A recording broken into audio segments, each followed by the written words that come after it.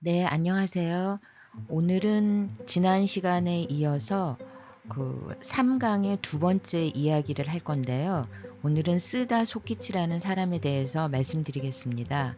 지난 시간에 고대 한일 계통 관계는 인류 유전학으로 다 설명이 된다.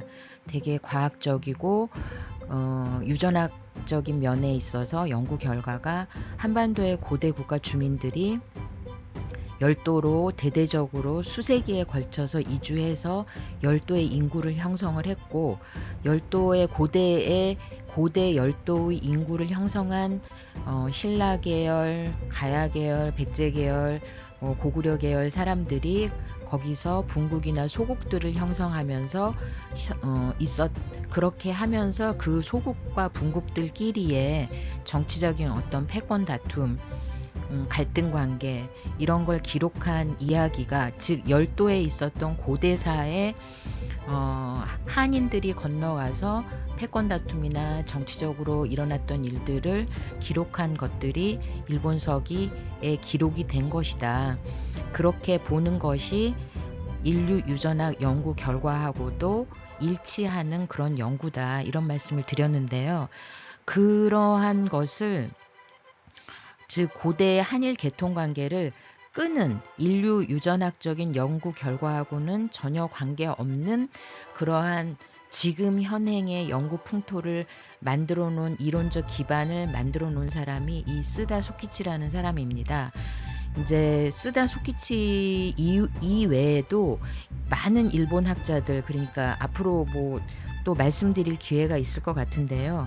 이마니시 류나 이나바 이와기치나 뭐 스에마스나 많은 사람들이 그 임나 일본부설에서, 임나가 가야고 한반도 남부에 있었고 지명들은 전부 다 한반도 남부에 있어야 된다라는 걸 주장하는 이 항맥을 계승하는 일본 학자들과, 그 다음에 이 항맥을 계승하는 남한 학자들이 이제 거대한 이른바 주류 학계가 된 건데요. 그 분들의 한 사람 한 사람에 대해서 다 말씀드리기는 어렵고, 가장 큰 그림, 밑바닥 설계를 한 빅픽처를 만들어낸 사람이 이 쓰다 소키치이기 때문에 이 사람의 이론에 대해서만 말씀드리겠습니다. 한마디로 얘기해서 쓰다 소키치는 일본 민족 단일 민족론을 만들어낸 사람이고요. 열도 밖에서 바다 건너 들어온 이민자들은 거의 없었고, 이 이민자들이 고대 일본을 만든 것이 아니다라는 이론을 정립한 사람입니다. 그래서 일본서기 신대기를 보면 전부 다 바다 건너온 신들이 일본 고대를 건국했다라는 건국신화인데, 이 신화에 나오는 이 이야기들은 전부 다 페이크, 날조된, 영어로 얘기하면 페이크죠. 거짓, 날조된, 조작된 얘기고, 단지 일본 천황가의 신성함, 어떤 권위, 이런 거를 만들어주기 위해서 조작을 했다는 얘기예요. 그래서 이 이야기는 페이크하고, 여러분, 신화라는 게 어떤 은유적인 얘기인 거잖아요. 우리나라 단군 신화도 그렇고, 뭐 다른 나라들의 그 고대 뭐 그리스 로마 신화도 그렇고, 신화들의 얘기를 보면은 어떤 역사적으로 있었던 어떤 사실적인 이야기를 은유나 비유나 우화를 통해서 전달하기 쉽거나 재밌거나 이런 식으로 좀 덧붙이거나 이렇게 만들어서 후대의 입으로 이제 전승이 되고, 구전을 통해서 이제 전승이 되다가 나중에 이제 글로서 이제 기록이 되는 건데요. 그렇다고 해서 이게 페이크, 완전히 처음부터 없었던 이야기가 날조된다라고 보기는 힘든 거죠. 그러니까 메타포, 이걸 은유를 메타포라고 하잖아요. 있었던 이야기를 재미있게 다른 것과 비유해서 재미있는 우화식으로 전승하는 것과 완전히 없었던 얘기를 만들어내는 것하고는 다른 거잖아요. 그래서 요즘은 이 신화학자들이 역사적인 사실과 연계해서 연구하는 경향이 오히려 보통 일반적이고 상식적인 연구 경향입니다. 근데 지금 한국과 일본만 유일하게 신화는 완전히 페이크, 날조된 이야기다라는 것에 지금 갇혀 있는 거예요. 어쨌든 이 쓰다 소키치에 대해서 말씀을 드리겠습니다. 쓰다 소키치가 만들어낸 내용, 학문적인 내용 이론을 보자면 말씀드렸다시피 일본 민족 단일 민족주의인데, 이 사람은 1873년에 태어나서 1891년에 와세다대 전신인 도쿄 전문 학교 정치과를 졸업을 했습니다. 그리고 도쿄 제국대학 사학과 제1회 졸업생이에요. 근데 이제 이 사람이 1907년에 34세에 남만주 철도 주식회사라고 있습니다. 이제 일본 제국주의가 만주로 진출하기 위해서 만주에 진출해서 이제 철도를 깔아야 되니까, 이제 이 시기쯤 되면 이 근대사에선 철도 문제가 굉장히 중요한 문제거든요. 그래서 철도를 열도에 이제 다 깔아가지고 더 이상 깔 데가 없을 지경이 되면, 다른 나라들도 마찬가지지만 이 철도를 만드는 회사들이 다 이제 어디로 진출을 해야 돼요. 이윤 창출을 하기 위해서. 이제 만주에 철도를 까는 거에 이제 집중을 하게 되고요. 그래서 남만주 철도 주식회사가 설립이 되고, 거기에서 만주를 먹으려면 일본이 만주 역사를 연구를 해야 되겠다라고 생각을 해서 그 남만주 철도 주식회사 산하에 만선 역사 지리조사실이라는 연구실이 이제 설립이 되는데, 거기에 조사 연구원으로 이 사람이 근무를 하게 돼요. 그러면서 여기서부터 이른바 만선 역사관이라는 걸 이 사람이 만들어내는 건데, 한마디로 얘기해서 만주는 조선하고 아무 관계가 없다, 이제 이런 이론을 만들어내서 만주를 조선하고 분리시키는 작업을 하는 겁니다. 이론적으로, 학문적으로.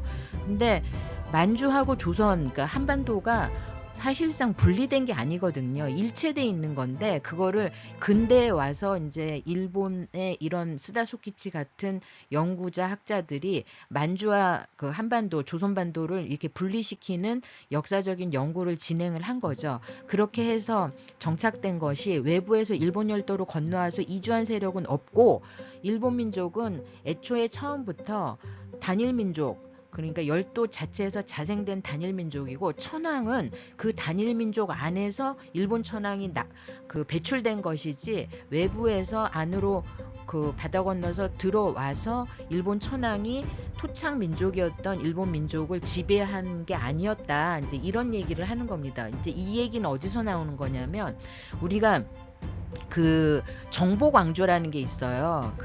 이 고대사나 또 역사를 연구하다 보면, 다시 말하면 뭐냐면, 어디선가 외부에서 이게 이제 정복왕조는 이제 기마민족입니다. 특히 기마민족들, 말을 타고 대륙이나 여러 군데를 이동했던, 또는 바다를 건너갔던 등등의 이제 이동을 자주 했던 기마 또는 유목민족들이 어디에 가서 정착해 있던 민족을 정복을 하면서, 왕조는 외부에서 들어온 그 기마 유목민족이 왕조가 되는 경우가 인류 역사상 어디에서나 이런 일들이 일어나거든요.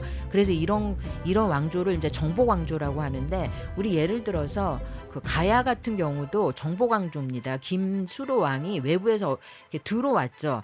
그래서 이제 기층 토착 민족이 있었는데, 왕조는 외부에서 말 타고 들어온 어떤 일부 족이 지배 민족인 왕족이 되면서 나라를 건국을 하는 겁니다. 이런 걸 이제 정복 왕조 설화라고 하는데, 이 이제 스다소키치가 얘기한 거는, 일본 민족에서 일본 천황가는 일본 민족 토착 민족에서 자생적으로 발생해서 천황가가 된 거지, 열도에서 바깥에 바다를 건너서 들어온 천황가가 일본 토착 민족에 대한 그 지배를 하는 지배층인 그 천황가가 된 게 아니다라는 주장을 한 거예요. 그러면서 여기서부터 한일 고대 개통관계가 끊어지는 겁니다.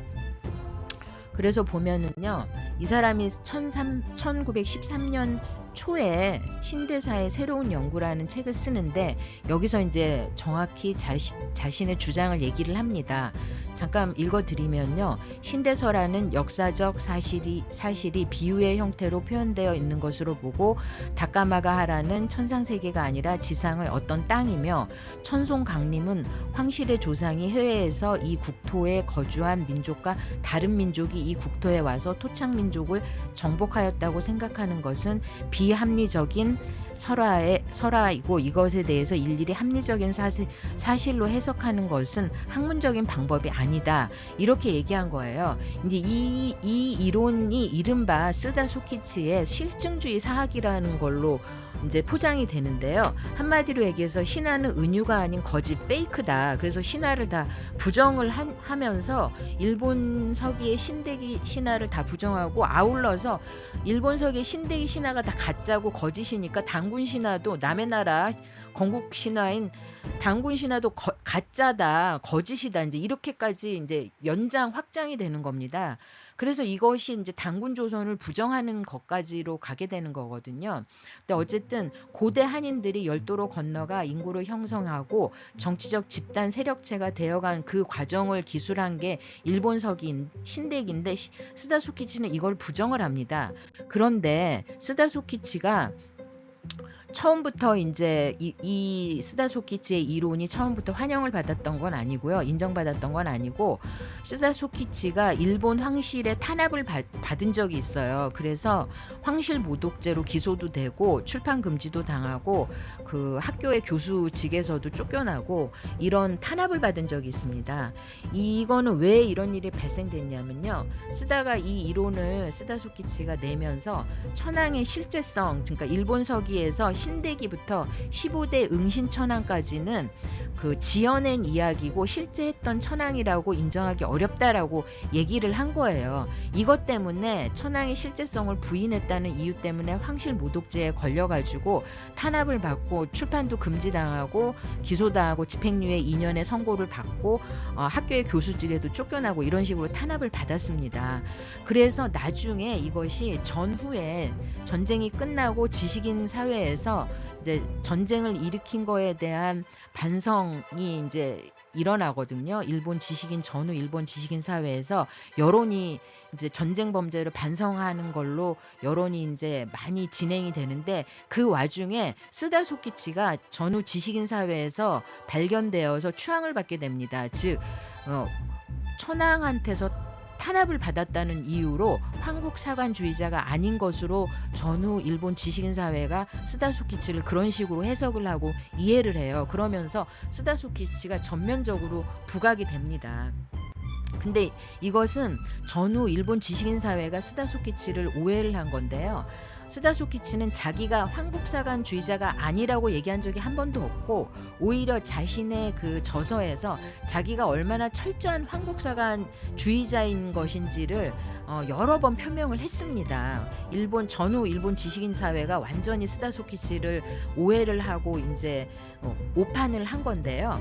스다 소키치가 그렇다면 왜 천황의 실제성을 부정을 했냐? 이것은 천황은 새로운 시대가 그러니까 앞으로 봉건제 사회가 아니잖아요, 일본이. 그러니까 새로운 시대, 선거를 하는 새로운 민주주의 시대가 도래를 하는데, 이 새로운 시대에도 그 천황이 얼마든지 일본 전체 사회의 그 중심을 잡을 수 있는 그 천황제 국가로 역할을 할 수 있다. 천황을 버리면 안 된다. 이런 차원에서 얘기를 한 거예요. 그래서 천황이 실제 있었다라는 거에 집착하지 말고, 그런 건 중요한 게 아니니까 천황이 얼마나 일본 국민국가 성립을 하는 데 있어서 상징적인 역할을 할 수 있는지를 강조하기 위해서 앞에 신화적인 얘기는 다 가짜고 그 뒤에 이제 15대 응신 천황부터는 진짜다. 이것만 해도 일본의 천황이 상징적으로 일본 사회를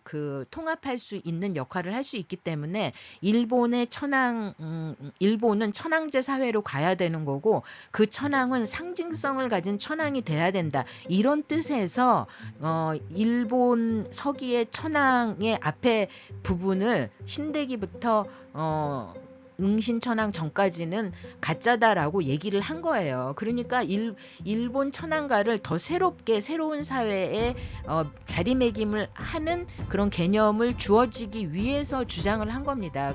그래서 완전한 새로운 개념의 황국사관주의자였던 거죠. 그래서 이 사람이 주장한 게 일본 항시를 사랑하는 마음이 새 시대에 모순되지 않는 거다. 그래서 팽창 확장을 하는 일본 제국주의에 어울리는 새로운 천황의 개념을 확립한 거예요. 그 새로운 천황 개념을 확립하기 위해서 고대 한일 개통관계를 단절시켜버린 겁니다. 그래서 쓰다 사학은 인류 유전학 결과 고대 한인들이 열도에 들어가서 인구를 형성하고 그 정치체인 bun국 소국들을 열도에서 형성했다는 것을 인정하지 않고 있습니다. 그 결과 일본 서기에 나타나는 백제 신라와 같은 국명, 그리고 그 국명, 그 나라 명들과 함께 나타나는 지명들을 일본 열도에서 찾는 게 이 사람 그 쓰다 소키치의 이론에 의하면 불가능해진 거예요. 완전히. 그래서 일본 서기에 나타나는 그 백제 신라, 그 다음에 그거와 함께 나타나는 지명은 반드시 한반도 남부에서 그 지명을 찾아야만 하는 그런 결과로 이어진 거죠. 이것을 쓰다 사학이라고 하고요. 한국 고대사는 쓰다 사학에 기반을 하고 있습니다. 이게 이제 임나 일본부 설뿐만 아니라 단군 조선과 그 다음에 우리 고대 국가들의 영역과 영토 설정도 이 사람들이 다 한 겁니다.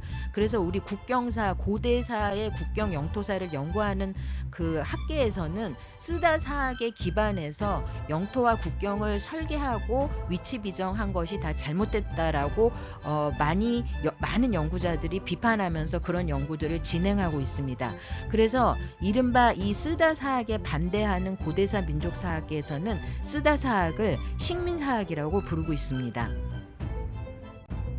그래서 이 고대사의 활동 공간과 시작, 그 다음에 우리나라 고대사의 시작 연대, 그 다음에 모든 연대를 축소한 이론적 기반을 제공한 사람이 쓰다 소키치입니다. 그래서 보시다시피 여기 그 쓰다 소키치가 그 임나에 관계된 지명들을 한반도 남부에다가 다 이렇게 비정을 하고 있죠. 그리고 이 사람이 좀 웃긴 게 뭐냐면요.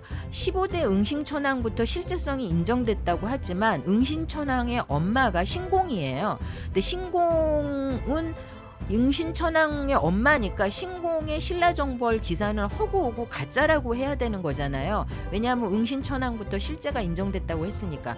그런데 또 신공의 신라정벌 기사는 또 허구가 아니고 역사적 사실을 기록한 것이라고 보인다라고 하면서 신공의 한반도 신라정벌은 사실이었던 것 같다라고 주장을 하면서 신라정벌에 나오는 관계되는 그 지명들은 전부 다 한반도 남부에 비정하고 있는 실정입니다. 자기의 이론하고도 일치하지 않죠. 15대 응신천왕부터만 실제성이 인정된다고 하면서 응신천왕의 엄마인 신공인 신라정벌 기사는 또 허구가 아니라 역사적 사실이라고 얘기하고 있으니까 이게 굉장히 모순된 거죠. 네, 오늘은 여기까지 쓰다 소키치, 그러니까 한반도 고대사의 거대한 빅픽처를 만들어낸 쓰다 소키치에 대해서 소개해 드렸습니다. 네, 오늘은 이상 여기까지 하겠습니다. 감사합니다.